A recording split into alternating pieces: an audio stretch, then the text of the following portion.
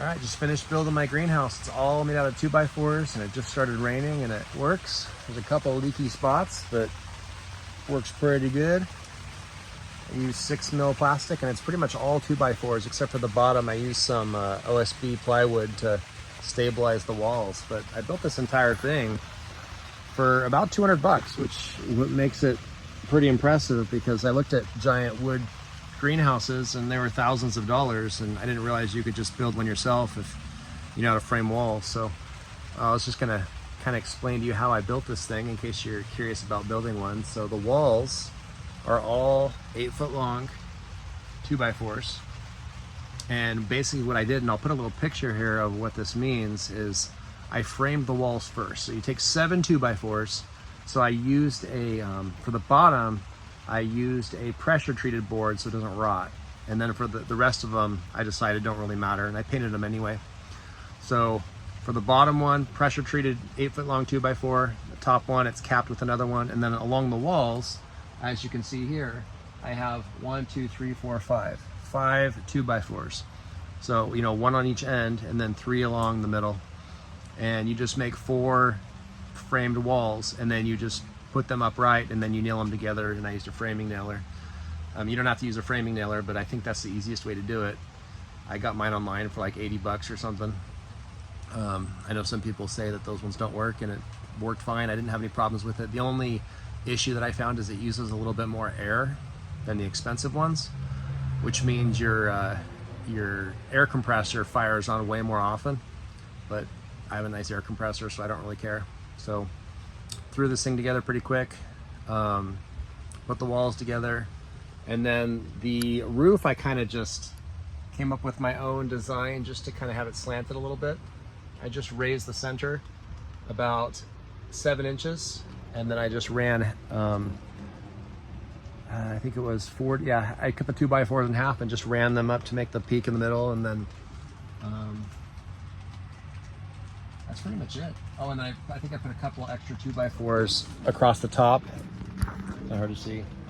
Across the top on each end, just to further stabilize and connect everything together. I just wanted to make sure that that was nice and strong.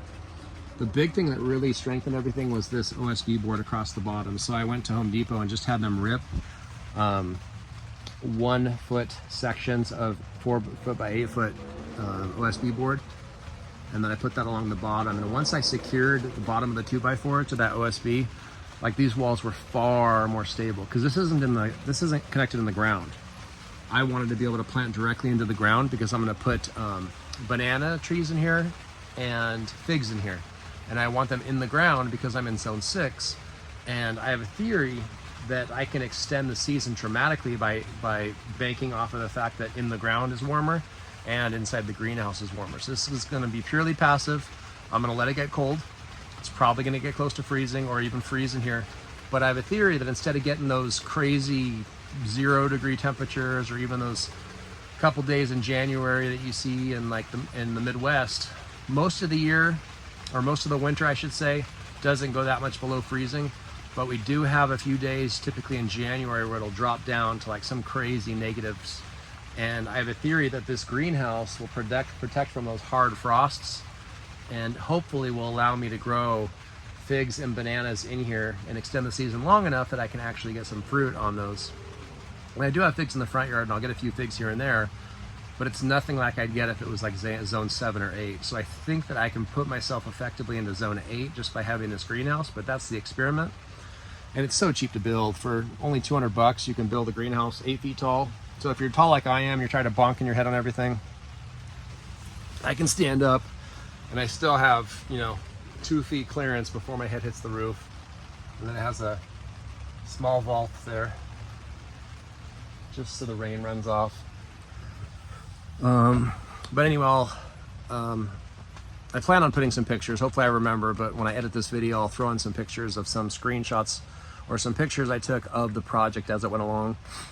I didn't really do any recording on the way through the project like I should have. I should have probably had someone record me putting a framed wall together, but I don't know if that's something that, hopefully you can tell by the picture how to do it. It's honestly pretty easy. But yeah, easy to, I think the hardest thing was actually putting this plastic on. Like I threw this entire thing together probably in like maybe an hour. And then of course painted it. Painting took a lot longer, I should say. I guess painting took a few hours. But this plastic was a real pain in the rear. The plastic probably took me like 3 or 4 hours. The water found a way in. That's funny. That's okay though. I didn't intend on it being completely waterproof. Yeah, it looks like there's a spot where the water's pooling and then dripping right there. But I was thinking about actually creating a channel for the water to travel and then like collecting the water so I could use it in here, because I'm on the far end of my yard. It's going to be annoying to get the hose all the way over here. I think I'm about 250 feet from my water hose spigot. So we'll see how this experiment turns out. That's my greenhouse. And I might actually add another layer. I know it looks a lot better when you can see the studs from the inside with just that outside layer. But I'm thinking if I have that 3.5 inch air gap, so right here there's a nice air gap between the plastic and this front face. So I was thinking about putting another sheet just to have that standing air gap in that little space right there. And I think that would probably double or triple my R value, the amount of insulative capacity that this thing might have in the winter. But of course it would let less light in. So I'm not going to really worry about it this year. Maybe next year I'll think about adding that second inside layer. I'm just kind of curious to see how this thing stands up to wind and stuff. My wife was kind of pressuring me to do glass, and I looked up how expensive glass would be. And if I bought new glass for all these frame spots, I mean, it would be insanely expensive. I think I calculated it'd be somewhere around $3,000 or $4,000 to do glass and all those. So I don't know if I want to do that for something that's just a fun little project, especially since the rest of this thing was so cheap. Anyway, I hope this inspires you to make your own greenhouse. Thanks for joining me in the chaos.